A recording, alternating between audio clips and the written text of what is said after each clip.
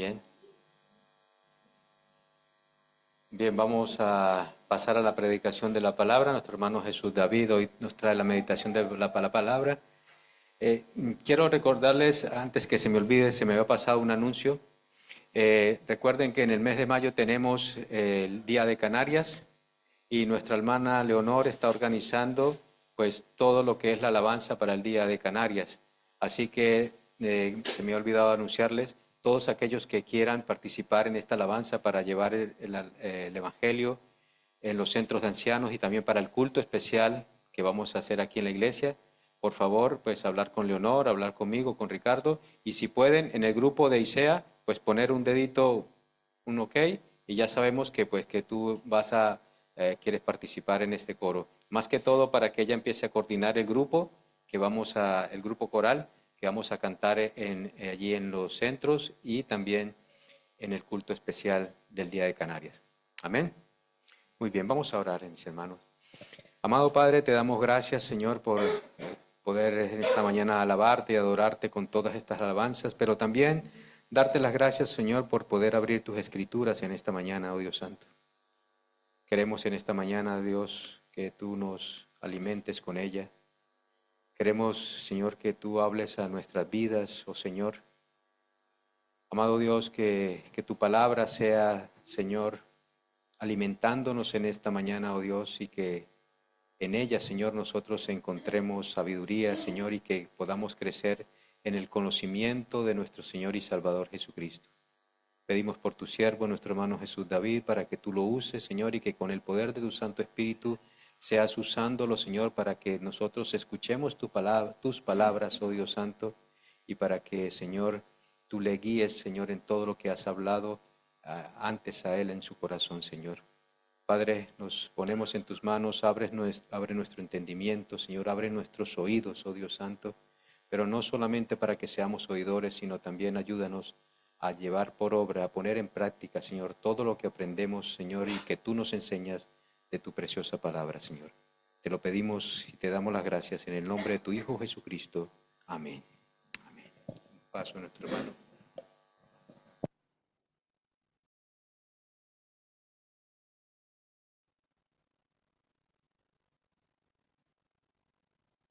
¿Sí? ¿Hola? Sí, ahora, perfecto. Muchas gracias, Frank. No te preocupes. Muy buenos días, que el Señor les bendiga. Me gustaría que abriésemos nuestras Biblias en en la carta del apóstol Pablo a los Efesios, en el capítulo 1.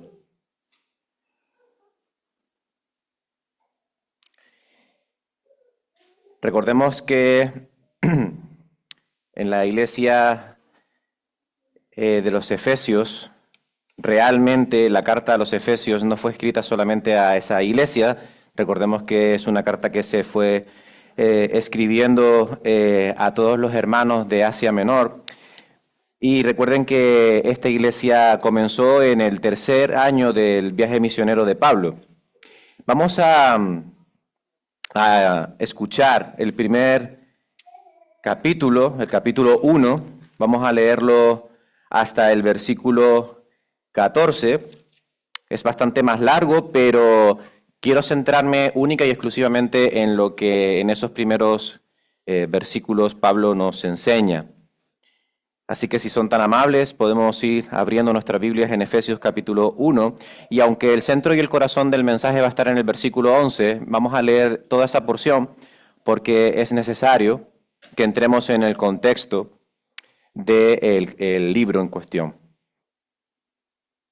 Dice la palabra del Señor, lo voy a leer en la Nueva Traducción Viviente, de acuerdo si alguien nota alguna diferencia, que sepan que es por la traducción, pero es la misma palabra, solo que con un lenguaje más común, más sencillo para la lectura.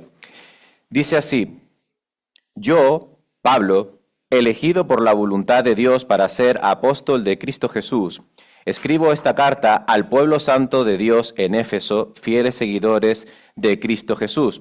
Aunque aquí dice en Éfesos, recuerden que los manuscritos más antiguos no incluyen la frase en Éfesos. En Éfeso es una añadidura que se hizo posteriormente, pero los manuscritos más antiguos no incluyen la palabra en Éfesos. Recuerden que es una carta doctrinal, no es una carta exhortativa, es una carta de aliento. Y sigue con el versículo 3, hablando de las bendiciones espirituales. Y empieza Pablo diciendo, toda la alabanza sea para Dios, el Padre de nuestro Señor Jesucristo, quien nos ha bendecido con toda clase de bendiciones espirituales en los lugares celestiales, porque estamos unidos a Cristo. Incluso antes de haber hecho Él el mundo, Dios nos amó y nos eligió en Cristo para que seamos santos e intachables a sus ojos. Dios decidió de antemano adoptarnos como miembros de su familia al acercarnos a sí mismo por medio de Jesucristo. Eso es precisamente lo que Él quería hacer y le dio gran gusto hacerlo. De manera que alabamos a Dios por la abundante gracia que derramó sobre nosotros los que pertenecemos a su Hijo amado. Dios es tan rico en gracia y bondad que compró nuestra libertad con la sangre de su Hijo y perdonó nuestros pecados. Él desbordó su bondad sobre nosotros junto con toda la sabiduría y el entendimiento. Ahora Dios nos ha dado a conocer su misteriosa voluntad respecto a Cristo, la cual es llevar a cabo su propio buen plan. Y el plan es el siguiente. A su debido tiempo, Dios reunirá todas las cosas y las pondrá bajo la autoridad de Cristo, todas las cosas que están en el cielo y también las que están en la tierra. Es más, dado que estamos unidos a Cristo, hemos recibido una herencia de parte de Dios, porque Él nos eligió de antemano y hace que todas las cosas resulten de acuerdo con su plan. El propósito de Dios fue que nosotros, los judíos, que fuimos los primeros en confiar en Cristo, diéramos gloria y alabanza a Dios. Y ahora ustedes, los gentiles, también han oído la verdad, la buena noticia de que Dios los salva. Además, cuando creyeron en Cristo, Dios los identificó como suyos al darles el Espíritu Santo, el cual había prometido tiempo atrás. El Espíritu es la garantía que tenemos de parte de Dios de que nos dará la herencia que nos prometió y de que nos ha comprado para que seamos su pueblo. Dios hizo todo esto para que nosotros le diéramos la gloria y la alabanza. Amén. Como les decía, el mensaje, el centro del mensaje o la intención del mensaje es hablar acerca del plan de Dios eterno e inmutable. Y quiero que prestes buena atención, sobre todo en el versículo 11 al final, porque es sobre todo el final del versículo 11 en donde quiero hacer más énfasis en esta mañana. Pero para hablar del eterno plan de Dios, eterno e inmutable, primero hay que preguntarnos por qué se creó este plan, por qué Dios estableció este plan, por qué existe este plan. Y para poder hablar de eso, primero tenemos que situarnos en un concepto que se llama el caos. El caos, según el diccionario, es una situación donde impera una gran falta de orden o estructura. Eso es un caos. Según la ciencia, la teoría del caos, muy conocida entre los estudiantes, y los que no somos estudiantes ahora, pero lo fuimos en su tiempo, es el comportamiento complejo y aparentemente aleatorio de sistemas deterministas que son altamente sensibles a las condiciones. Por poner un ejemplo práctico, el Big Bang, la creación de la nada, aleatoria, determinista, sensible a las condiciones. Y según la palabra de Dios, la Biblia, el caos es el símbolo de la ausencia de la voluntad de Dios, la soledad, la esterilidad, y representa situaciones de profunda crisis, desorden o destrucción, que requieren la intervención directa y divina de Dios para traer al caos luz y propósito. O resumiéndolo, el pecado es igual al caos y Dios es igual al orden perfecto.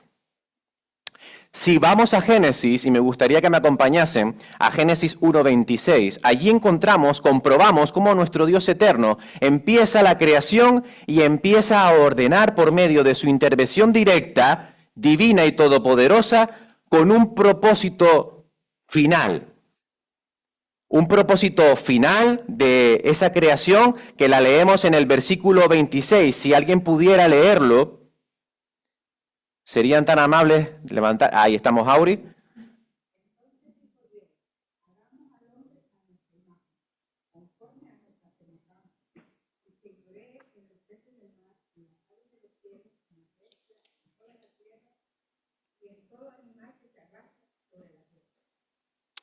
Amén. Y si vamos al versículo 11 de Efesios, capítulo 1, leemos en su segunda parte que Dios nos ha elegido de antemano. De antemano.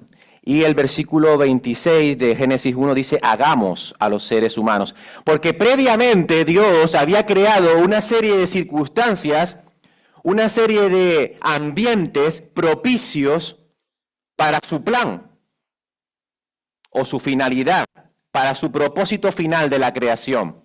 Él ordenó el mundo tal y como lo conocemos con un propósito final, y ese propósito final somos nosotros, los seres humanos. Dios nos escogió de antemano para que fuésemos su obra maestra y para recibir su herencia. Ese es el propósito de la creación. Luego vino el pecado, luego vino el caos, y entonces tuvo que entrar en juego el plan de Dios. Y ese plan, ese es el verdadero plan, es el plan de siempre. No es que Dios tuviese un plan y ahora tenga otro distinto. Siempre ha sido el mismo plan.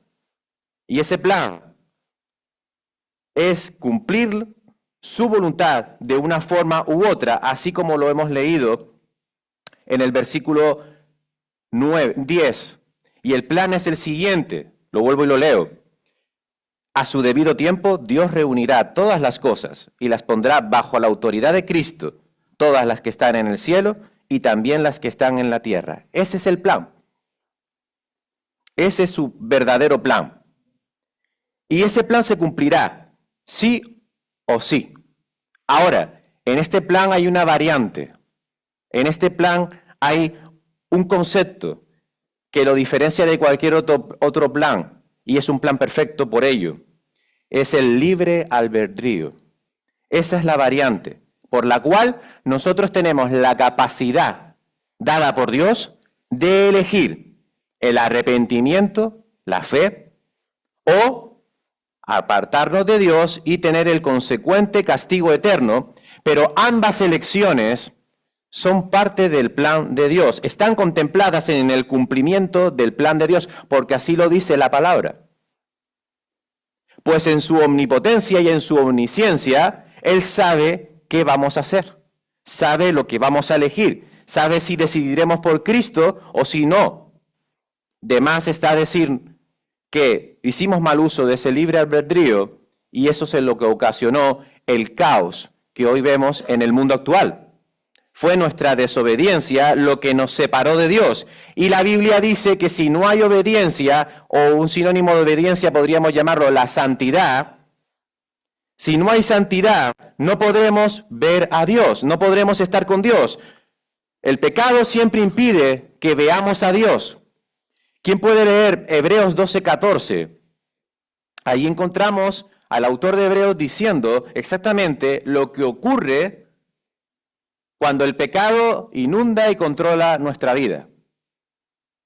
Hebreos 12:14.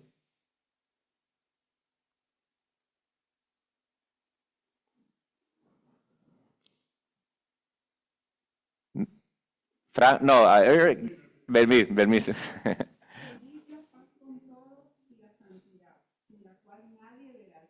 La santidad, por la cual sin ella nadie podrá ver a Dios. El pecado es el que está impidiendo nuestra visión a Dios. Por lo tanto, si queremos ver a Dios, la santidad es crucial, la obediencia es crucial. y renunciar al pecado, por lo tanto. Vivir una relación correcta, redireccionar nuestra forma de vivir, nuestro caminar hacia Dios. Ahora bien, ¿quién podrá vivir en santidad?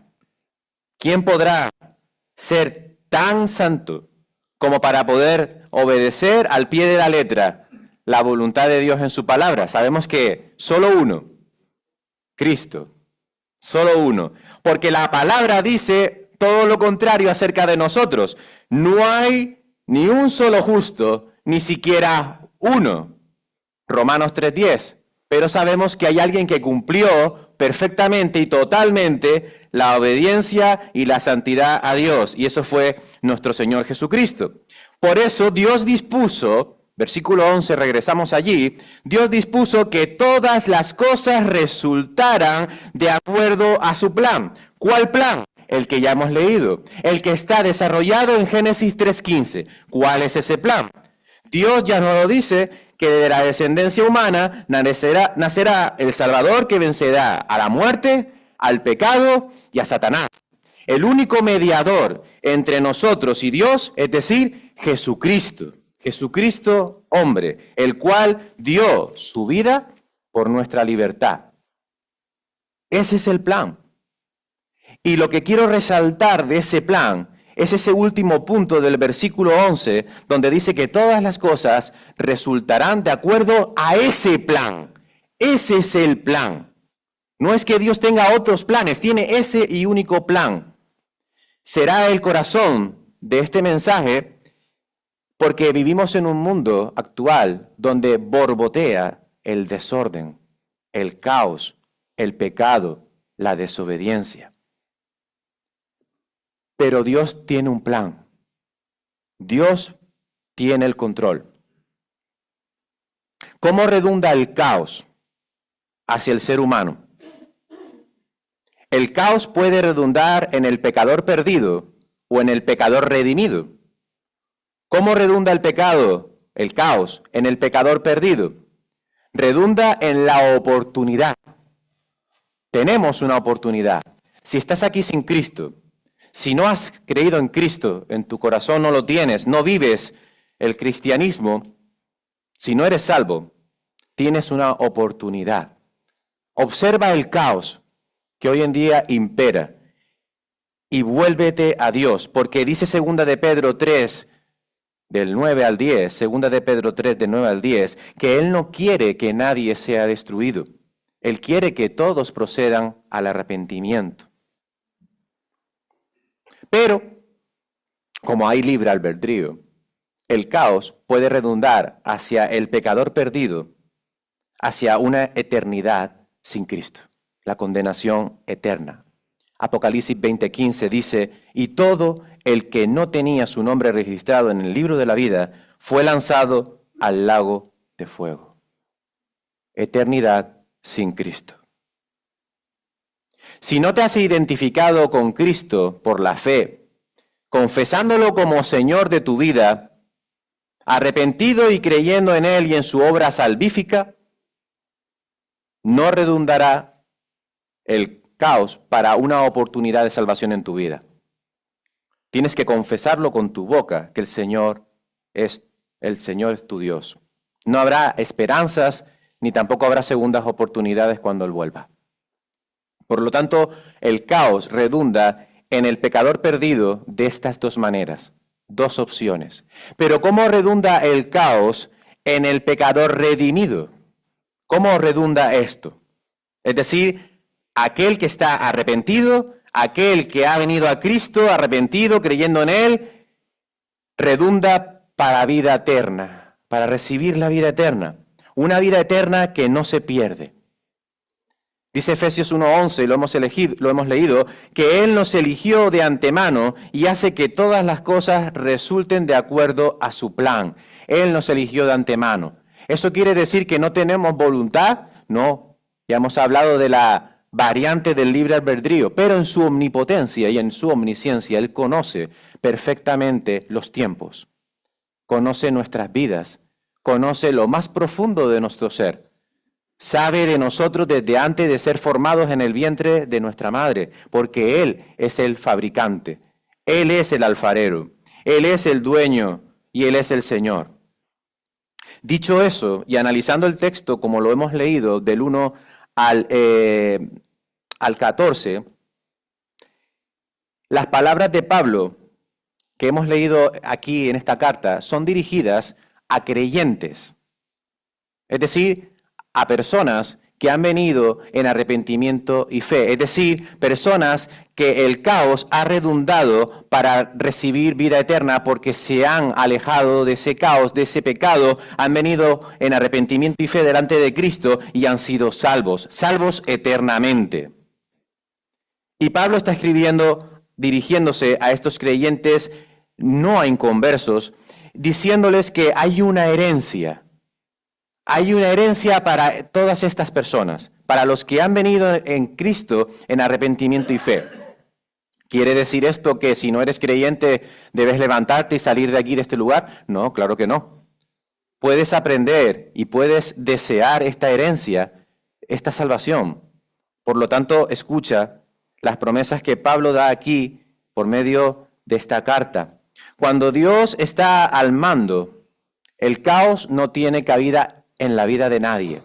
Por eso está el mundo como está, porque nadie está escuchando la voz de Dios, nadie está viniendo a Dios, y por eso el mundo va de mal en peor. Pero cuando Dios viene a tu vida cuando Dios viene a tu vida para ser el Señor y Salvador de tu vida, Él no viene para complicarte la vida, Él viene para ordenar tu vida. Esa es la gran diferencia. El mundo, el caos, el pecado vienen a poner desorden en tu vida, pero Dios viene a tu vida para ordenarla. Así como Él ordenó la creación en el principio de los tiempos para que tuviesen un orden, un ambiente y unas circunstancias idóneas para poner al ser humano allí, de la misma manera Él quiere ordenar tu desorden, tu caos, para poder bendecirte con toda clase de bendiciones espirituales en los lugares celestiales. Versículo 3, Efesios 1. Estas bendiciones que encontramos en el versículo 3, estas bendiciones espirituales no anulan, y quiero dejarlo bien claro, no anulan los efectos del pecado. Me explico. Recibir bendiciones espirituales por ser salvo no te quita de que tengas problemas, de que tengas enfermedades, de que pases situaciones difíciles, de que tengas que dar la vida por la fe, de que tengas que rechazar o ser rechazado por tu creencia. No anula los efectos del pecado. El envejecimiento, la muerte, la necesidad material, si te fijas, no son necesidades espirituales, son necesidades materiales. Pero aquí Pablo dice que somos bendecidos con toda clase de bendiciones espirituales. ¿Y cuáles son esos regalos espirituales? ¿Y por qué los recibimos? Los recibimos porque estamos unidos a Cristo, es decir, porque hemos venido en arrepentimiento y fe. Pero fíjate que Él no se está refiriendo a bendiciones terrenales. Él no está prometiendo vidas resueltas. Él no está prometiendo una casa, no está prometiendo un coche, no está prometiendo pelo, no está prometiendo cuerpos esculturales, no está prometiendo prosperidad material, para nada. Y si te fijas en la Biblia, nunca, jamás Dios se ha centrado en lo material. Nunca. De ahí que en Mateo 6:33 leamos, busquen el reino de Dios por encima de todo lo demás. Que no quiere decir que sea importante, pero no es lo más importante. Busquen el reino de Dios por encima de todo lo demás y lleven una vida justa, y Él les dará todo lo que necesitan. Y quizás todo lo que necesitas no sea un coche última gama de una letra de 400 euros al mes. Quizás a lo mejor necesitas un coche de segunda mano que puedas pagar de una forma más lógica o una forma donde no perezca tanto tus necesidades materiales. A veces las necesidades materiales vienen por culpa de nuestra propia inconsciencia, de nuestro mal hacer. Yo recuerdo que cuando me saqué el carnet de conducir, lo primero que hice fue mirar los coches de primera de primera mano. Y me acuerdo que fui al concesionario y vi la letra que me ponían allí y miraba mi sueldo, y aunque les decía a los jóvenes esta mañana que el sueldo de aquella época no era el mismo que el de ahora, yo decía, pero si hago esto, luego, ¿con qué me quedo? ¿Qué hago? ¿Cómo puedo sobrevivir si pago una letra de 300 euros, un coche de primera mano? Muchas veces tomamos las decisiones así. Bueno, no pasa nada, ya veré cómo consigo, pido un préstamo, saco una tarjeta, voy a Cáritas, hago algo, pero yo tengo que tener ese coche de primera mano. Muchas veces ese tipo de problemas, ese tipo de calvarios materiales nos lo buscamos nosotros mismos. Somos nosotros los que nos buscamos el problema. Pero el problema más grave no es ese. El problema más grave es una eternidad sin Cristo.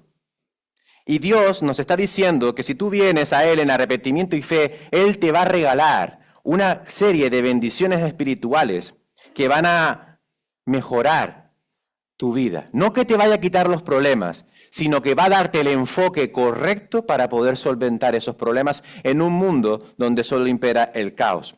Y tú dirás, bueno, ¿cuáles son esos regalos espirituales? ¿Cuáles son esos dones? ¿Cuáles son esos regalos? Mira, seguro que los que voy a leer no están en tu mente. O si están en tu mente, gloria a Dios.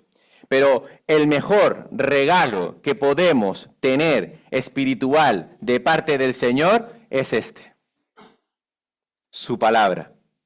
Conocerle.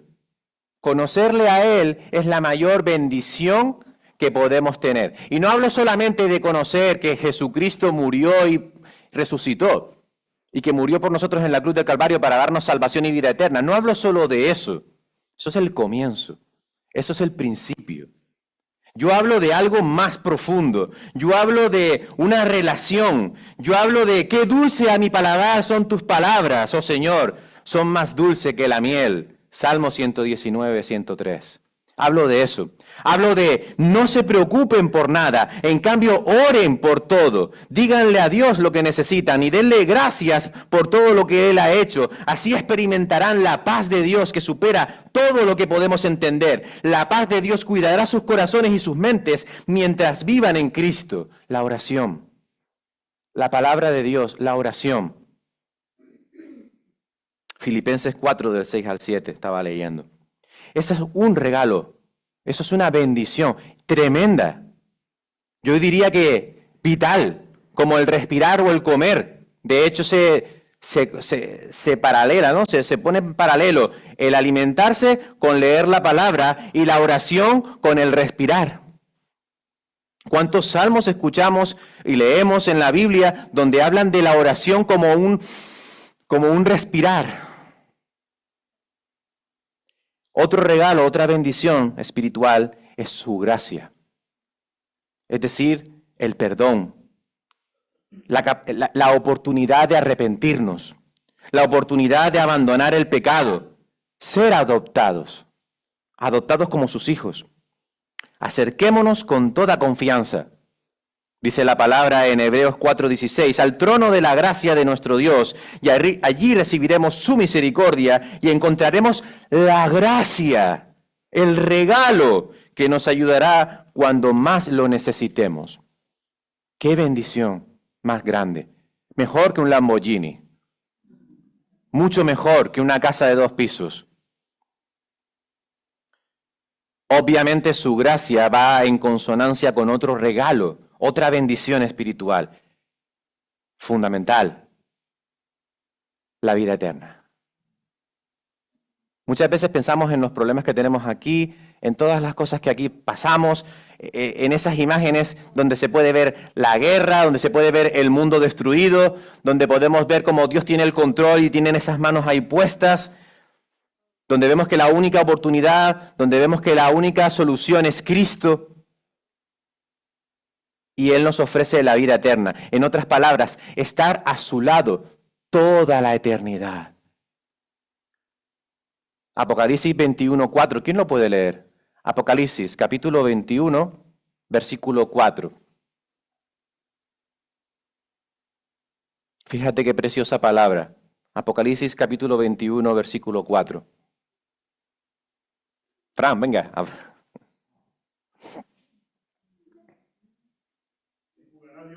lágrimas de los ojos de ellos, y que no habrá muerte, ni habrá más llanto, ni clamor, ni dolor, porque las primeras cosas pasaron. Qué gran bendición. La vida eterna. Él secará las lágrimas de los ojos de todos aquellos. Y ya no habrá muerte. Ya no habrá dolor de espalda. Ya no habrá dolor de rodillas. Ya nuestra hermana Teresa no tendrá que preocuparse por sus rodillas, ni por su espalda, que ahora le duele. Ya Meji no tendrá que preocuparse por su vista. Los que estamos gorditos ya no tendremos que preocuparnos de hacer deporte. Los que tenemos el colesterol alto o el azúcar, ya no habrá todas esas cosas. No habrá tristeza, no habrá llanto, no habrá dolor, no habrá injusticia, porque Él acabará con todo eso. Otra bendición espiritual que nos da es la sabiduría. Tan infravalorada últimamente, la sabiduría. ¿Qué es la sabiduría? ¿Saber invertir en criptomonedas? No. La sabiduría que Dios nos regala es aprender más de su palabra, es vencer las tentaciones por medio de la sabiduría. Tenemos el conocimiento escrito, solo tenemos que ponerlo en práctica. A veces lo queremos todo muy fácil, sin ningún tipo de disciplina, sin ningún tipo de trabajo, sin ningún tipo de implicación. Pero es que así no funciona Dios. Dios quiere una implicación de parte nuestra. Por eso el libre albedrío. Él quiere una implicación de parte nuestra. No solo escuchen la palabra de Dios, tienen que ponerla en práctica. Santiago 1:22. Y por último, por decir muchos más, pero el último que quiero compartir de bendiciones espirituales, obviamente no podría faltar los dones del Espíritu. Capacidades sobrenaturales en muchas ocasiones, pero capacidades que Dios nos da, porque nosotros no las tenemos de serie, para servirle en su misión. Ojo con eso. Los dones espirituales son para uso exclusivo de la obra de Dios. Son solamente para capacitarnos en la misión. Dios, de su gran variedad de dones espirituales, nos ha dado un don. Úsenlo bien. Sírvanse los unos a los otros. No sírvete tú, sirve los unos a los otros. Por eso es muy importante estar atentos a dónde están los huecos. Lo explicaba esta mañana con los jóvenes. Cuando haces deporte, normalmente baloncesto, que es lo que más domino yo, aunque no se note, ya ayer en la excursión me lo estaban diciendo los chicos, una de las cosas que se enseña en baloncesto es a cubrir hueco.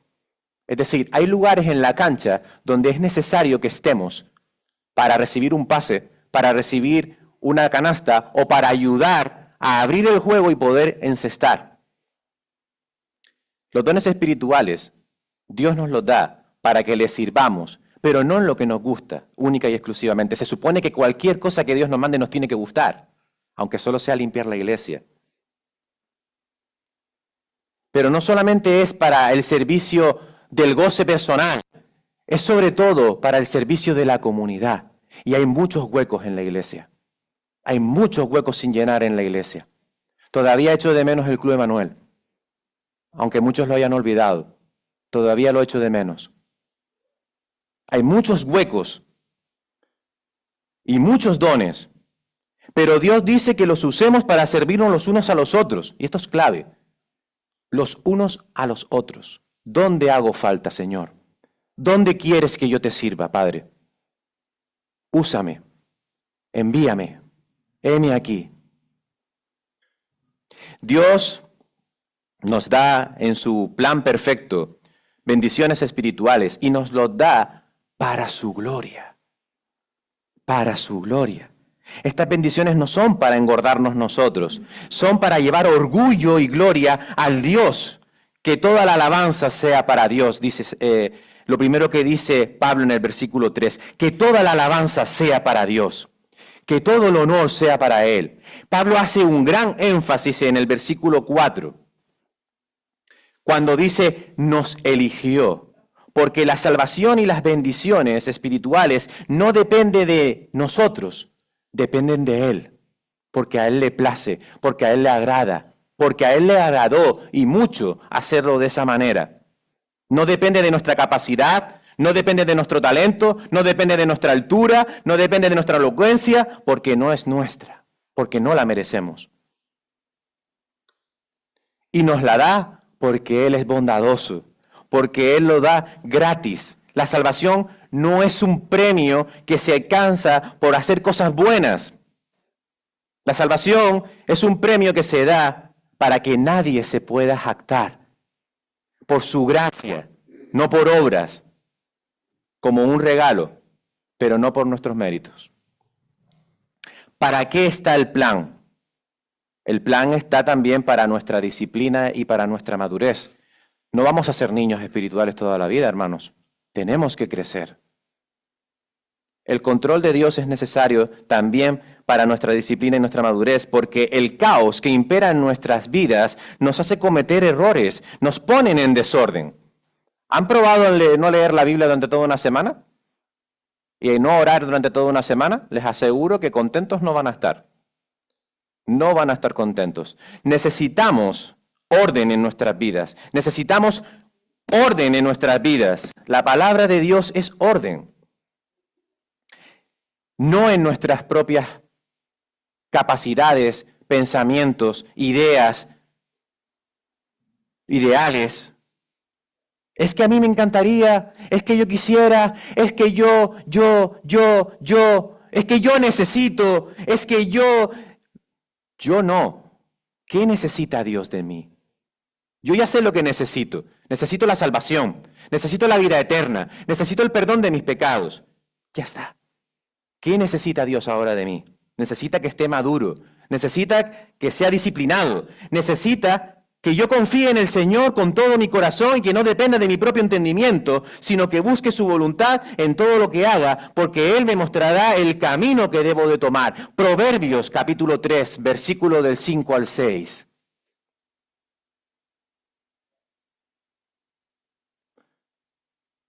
¿Y por qué necesito esa disciplina? ¿Y por qué necesito leer la Biblia? ¿Y por qué necesito estudiar? ¿Y por qué necesito discipularme? ¿Y por qué necesito?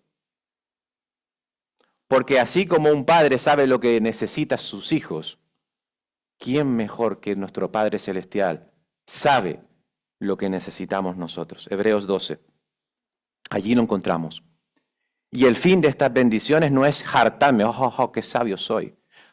Qué elocuente soy. Espérate que te voy a contar cómo son las cosas. Ven por aquí que te voy a decir cómo son las... No es para eso. No es para engordar.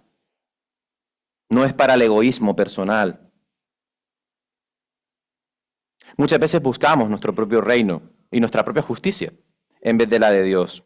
Pero incluso, y aquí es lo bonito del pasaje, incluso en esos errores, en ese orgullo, en esas circunstancias que no están favoreciendo a la obra de Dios, incluso en eso, Él lo tiene bajo control. Él lo tiene bajo control. Por eso dice en el versículo 11 que Él hace que todas las cosas resulten de acuerdo a su plan. Todas, hasta nuestros errores, hasta nuestras faltas, ante nuestra arrogancia, ante nuestro egoísmo, hasta con todas esas cosas, Dios las utiliza para enseñarnos. ¿Saben ese dicho que dicen, déjalo que se siga dando contra la pared? Cuando ya se haga sangre, ya se dará la vuelta y caminará al lado contrario. Así funcionamos. Nos caemos, nos levanta, nos caemos, nos vuelve a levantar, nos equivocamos, nos vuelve a dirigir, vamos para allá, nos gira hacia el otro lado. Así está. Como el padre, y los que tengan niños pequeños me entenderán perfectamente, cuando los niños empiezan a caminar, ¿a dónde van? ¿A dónde van cuando empiezan a caminar? Un cable. Un enchufe. Algo que vale más de 3.000 euros. La tele. O la carretera. ¿A que sí? ¿Y nosotros qué hacemos? Lo cogemos de la mano. ¿A que sí, Saray? Y luego le damos la vuelta, caminamos. ¿Cuántas veces cogí a Gabriel? ¿Cuántas veces salvamos a Gabriel de un atropello? Por eso Dios está ahí, Dios tiene el control hasta de nuestra inmadurez y de nuestra indisciplina.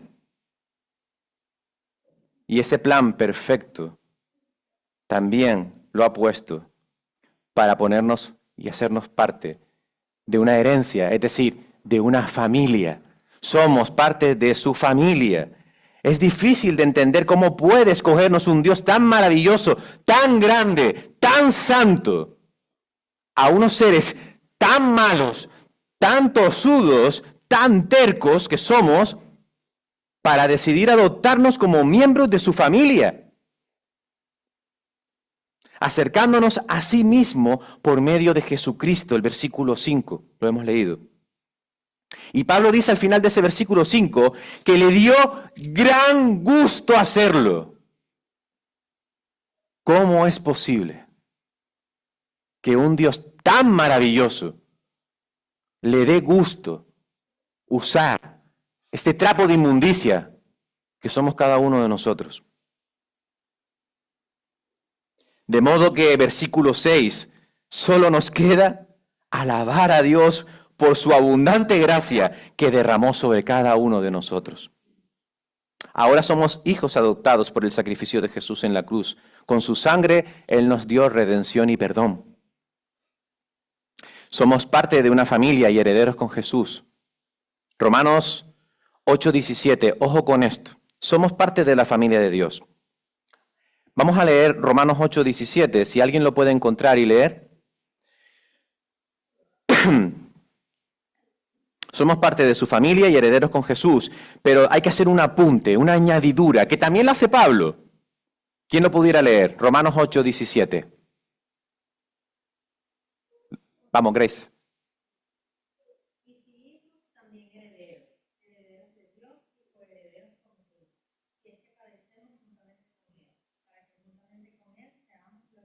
Amén. Ojo con, no son solo privilegios. Hay una parte que debemos de participar, dice la palabra de Dios. ¿En qué? En su sufrimiento. ¿Cómo es posible? ¿Hay que pagar un precio por identificarnos con Jesús? ¿Qué tipo de sufrimientos son a los que se refiere Pablo en este pasaje de Romanos 8:17? Para los creyentes del primer siglo, ese sufrimiento era persecución. En muchas ocasiones, muerte, de las peores, muy, muy feas. En muchas partes del mundo actual, aún hay hermanos y hermanas que enfrentan sufrimientos como los que experimentaron los primeros creyentes de la iglesia primitiva. Pero aún en países donde se tolera, porque ya no es una religión establecida, única y exclusiva, y si no eres cristiano, no, ahora se tolera el cristianismo, incluso se acepta en muchas ocasiones, aún ahí tenemos sufrimientos. Servir a otros antes que nosotros mismos ya es un sufrimiento, ¿no les parece? Dar mejor que recibir, cuando estamos llenos de un mundo donde quiere solo recibir. Qué difícil es dejar. Qué difícil es apartarse. Qué difícil es regalar. Qué difícil es él en vez de yo. Eso es difícil. Servir a otros antes que nosotros mismos, renunciar a nuestros derechos, resistir las presiones de imitar al mundo, todo eso también exige un precio. Es un sufrimiento. ¿O les parece agradable sufrir que en el colegio, por decir que eres creyente, nadie te hable? ¿O que tengas que imitar a la gente del mundo para que alguien te hable en el colegio? ¿O que tengas que empezar a exhibir tu cuerpo para que los chicos te miren? Porque no valoran tu personalidad. Eso le pasa mucho a las chicas. Todo exige un precio, todo exige una negación. Por eso Lucas 9:23 dice, si alguno de ustedes quieren ser mi seguidor, tienen que abandonar su propia manera de vivir. Él no yo o ella. Tomar su cruz cada día y seguirlo. Tomar su cruz es eso, lo que acabamos de leer anteriormente. Tenemos que estar dispuestos a sufrir como Cristo sufrió. Y no estoy hablando de irnos a una cruz. Estoy hablando de padecer por causa de Cristo. Bienaventurados sois cuando por mi causa seáis vituperado, encarcelado, muerto. Muy difícil. ¿Estamos dispuestos a abandonar nuestra forma egoísta de vivir? ¿Tomar su cruz cada día y seguir a Cristo? ¿Qué es lo que nos hace no tomar esa cruz? ¿Qué es lo que se interpone entre Cristo y nosotros? Es para su gloria. Él también derrama su bondad, su sabiduría y su entendimiento. Versículo 8, lo hemos leído hace nada. Él desbordó su bondad sobre nosotros junto con toda la sabiduría y todo el entendimiento. Y eso es por gracia. No es por elocuencia, no es porque he estudiado, no es porque tengo una carrera universitaria, no es porque he ido al instituto bíblico, no es porque... es por gracia. Porque cuando sobreabundó el pecado, la gracia sobreabundó. Cuando abundó el pecado, sobreabundó la gracia, dice la palabra. Y a veces pensamos que no somos dignos, que no somos suficientes y que debemos de subir escaleras, escaleras, escaleras para recibir la aprobación de Dios en las cosas que hacemos y en nuestra forma de comportar. Y siempre hemos pensado que tenemos que dar algo para que Dios se agrade de nosotros y para que podamos ser aceptados y para que podamos hacer esto y para que podamos servir al Señor en esto y para que... Pero sin embargo, caemos de esa escalera, incluso desde el primer escalón, tercer escalón, ya estamos cayendo de cabeza hacia el abismo y hacia la desesperación y hacia... Sin embargo, qué bueno es saber que Jesús nos ofrece llevar directamente ante Dios por medio de su gracia. Cristo nos lleva a la obediencia y no por obligación. Recuerden el libre albedrío. No por obligación, no por nuestras propias fuerzas, sino a través del que mora en nosotros. ¿Quién mora en el creyente? El Espíritu Santo. El Espíritu Santo mora en ti, el Espíritu Santo gime, el Espíritu Santo clama para que abras tu Biblia, para que te encuentres y conozcas al Señor, para que crezcas y madures en el Señor. Y está la oración para que hables con Él también. Cuando venga el Espíritu de verdad, Él nos guiará a toda la verdad. Juan 16:13. Solo tenemos que dejarnos guiar por el Espíritu Santo. Esta gracia es la única fórmula de salvación. La única posible, la que te lleva a la fe en Cristo. La que te lleva a reconocer que por tus propias fuerzas no eres absolutamente apto. La gracia que te dice que tú no lo haces, que lo hace Dios. Y por lo tanto, debes de darle las gracias. Y por lo tanto, debes de alabarlo solo a Él. Y por lo tanto, tú no mereces nada. Todo es de Él. Dios nos da un plan y nos lo revela. No es que Dios no quisiera revelarnos el plan, sino que no sabíamos ver el plan. El plan siempre ha sido el mismo: reunir todas las cosas y ponerlas bajo la autoridad de Cristo, poner fin al pecado, poner fin a la muerte, reunir a todos sus elegidos y pasar con ellos toda la eternidad. Ese es el plan. Y ahí fuera, aún hay muchos que no entienden este plan. Y eso es trabajo para nosotros, los que hemos creído, los que hemos sido llamados. Y no podemos perder el enfoque en otras cosas. No podemos desviar nuestra vista en otras cosas. Tenemos una misión.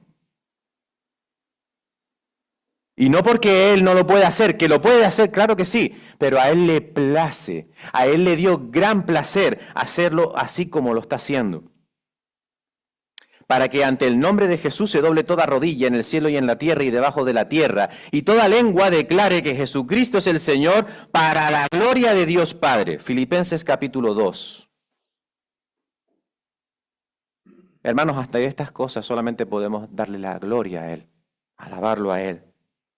Él es el Rey y nosotros podemos consagrar nuestras vidas al Rey. Consagremos nuestras vidas al Rey. Y por último, todo este plan está sellado. Así lo dice, está sellado. ¿Sellado con qué? Versículos 12 al 14 dicen: el propósito de Dios fue que nosotros los judíos, que fuimos los primeros en confiar en Cristo, diéramos gloria y alabanza a Dios. Y ahora ustedes, los gentiles, también han oído la buena noticia de que Dios los salva. Además, cuando creyeron en Cristo, Dios los identificó como suyos al darles el Espíritu Santo, el cual había prometido tiempo atrás. El Espíritu es la garantía de que tenemos de parte de Dios de que nos dará la herencia que nos prometió y de que nos ha comprado para que seamos su pueblo. Ese es el sello. El plan está sellado. El Espíritu Santo, la presencia de Dios en nosotros, es la señal, es la garantía de que perteneces al Rey de Reyes y Señor de Señores y el cumplimiento de sus promesas en nosotros. Ese es el sello. Dice Jesús, nuestro Señor Jesús, en Juan 14, del 15 al 17, si me aman, obedezcan mis mandamientos. Otro abogado defensor, quien estará con ustedes para siempre, os enviaré. El mundo no puede recibirlo. El mundo no puede recibirlo porque no lo busca ni lo reconoce. Pero ustedes sí le conocen. Está sellado. ¿Estamos dentro del plan de Dios? ¿El Espíritu Santo mora en ti? Mira, pues no lo sé. ¿Cómo puedo saber si el Espíritu Santo mora en mí? ¿Cómo puedo saber si el Espíritu Santo es el que hace o el que ha hecho la obra en mí? ¿Cómo puedo saber si mi fe es auténtica? ¿Cómo puedo saber si soy sellado? ¿Cómo puedo saber si estoy escrito en el libro de la vida? ¿Cómo puedo comprobar que soy un hijo de Dios? ¿Cómo me puedo garantizar la vida eterna? Sí se puede comprobar. ¿Saben por qué? Porque el poder del Espíritu Santo en nosotros es un poder transformador. Cambia, nos da discernimiento, nos hace reconocer la autoridad de Cristo en todas las cosas que hacemos. Nos hace reconocer su señorío. Produce fruto. Produce fruto que son las obras. Transforma nuestra forma de pensar. Transforma nuestra forma de obrar. Transforma y nos atrae a su palabra. Como la leche es atraída, el niño es atraído a la leche, mejor dicho, porque está deseando alimentarse, porque sin él se muere. Delicia, una delicia. Como si de pan se tratase. Y la oración, la necesidad de orar, el llamado continuo a hincar las rodillas y hablarle a nuestro Padre Celestial de todo. De todo. Como si de un escudo antimisiles estuviésemos hablando, es la oración para nuestras vidas. Es una transformación progresiva. Es una transformación que va a más y que lleva su totalidad en la eternidad. Esa es la manera que podemos nosotros evaluarnos si el Espíritu Santo está en nosotros. No somos perfectos. Muchas veces nos dormimos sin leer la palabra. Muchas veces nos vamos hasta el día siguiente sin hablar con Dios. Muchas veces hemos tenido un día muy difícil, tan difícil que se nos ha olvidado que tenemos un Dios que hace que todo transcurra conforme a su voluntad. Nos olvidamos de que tenemos un Dios que dice en su palabra que todas las cosas las hace con anterioridad y que resulten de acuerdo a su plan. Él tiene el control. Y nos olvidamos y nos vamos a la cama sin tener relación. Pero eso no significa que el Espíritu Santo no viva en nosotros. Pero si ocurre todos los días. Pero si apenas notas un cambio en tu vida. Si apenas notas una diferencia entre ti y tu compañero de trabajo, o entre ti y tu compañero de clase, o entre ti y tus familiares inconversos, entonces hay que hacerlo ver, hay que hacérselo ver. Tenemos que hacérnoslo ver, porque no es la manera en la que el Espíritu de Dios trabaja en nosotros. Podemos tener días malos, días muy buenos, días normales, pero nunca un día vacío, continuo y continuo y continuo y continuo, y hasta que no llega el domingo no soy cristiano otra vez, y hasta que no llega el retiro no soy cristiano otra vez, y hasta que no llega el encuentro de mujeres no soy cristiana otra vez, y hasta que no llega el encuentro de varones no soy cristiano otra vez, y hasta que no llega el encuentro de jóvenes no soy joven cristiano otra vez, y cuando estoy en el instituto, en el trabajo, con mi familia inconversa, ahí puedo colgar mis hábitos de cristiano, ya lo tomaré cuando vuelva a la iglesia. Eso no es el Espíritu Santo morando en ti. Quiero concluir diciendo un resumen para que nos quedemos con eso simplemente. Hermanos, el caos. Esta foto creada por inteligencia artificial que simboliza cómo está el mundo, lo hemos hecho nosotros. Lo ha hecho nuestra desobediencia, lo ha hecho el pecado. Y Dios, que es el dueño de eso que hemos destrozado, tiene sus manos preparadas para que cuando llegue el momento, volver a reunirlo todo y terminar su gran plan. Y ponerlo todo bajo la autoridad de Cristo. Un plan perfecto. Y mientras ese plan se termina de cerrar, tenemos una tarea, los que ya hemos sido elegidos de antemano, para recibir esa herencia y para recibir ese trabajo de ese plan. Tenemos que hablar del Evangelio. Tenemos que hablar de la obra de Jesucristo en la cruz. Tenemos que extender aún más la gracia salvífica. Vivir vidas consagradas y guiadas. El Salmo 42, o 43, perdón, el Salmo 43, que lo leía con los jóvenes ayer en la excursión.